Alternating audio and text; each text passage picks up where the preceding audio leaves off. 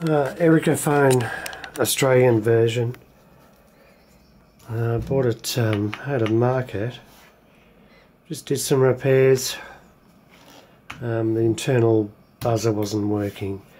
I put a new gasket on here. I replaced the reefer capacitors as a matter of course. They have a reputation. Replaced them with X2 capacitors. Couldn't get the exact form for the 600 nanofarad one. I think I got a larger one and I mounted it upright so it went into the stem. And to get the internal buzzer working, I had to... They were originally configured in the socket to enable the internal buzzer, but I enabled it all internally, so the Australian line in 1 and 6 is still intact and the internal buzzer's working after I retensioned the spring. And as I said, I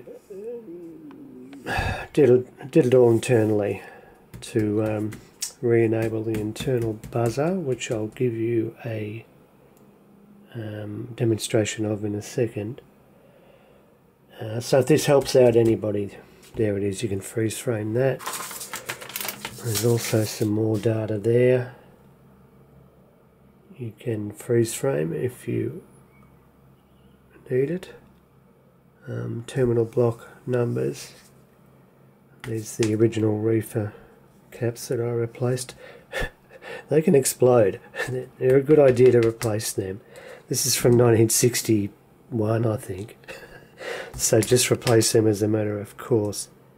Alright, I'll give you a demonstration of the ring, which is more like a... It's not even like a buzzer, it's more like a knocker.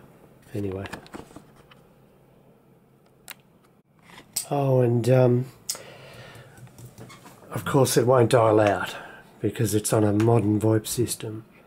So the only way you're going to get it to dial out is if you put an adapter in that converted decadic dialing to tone.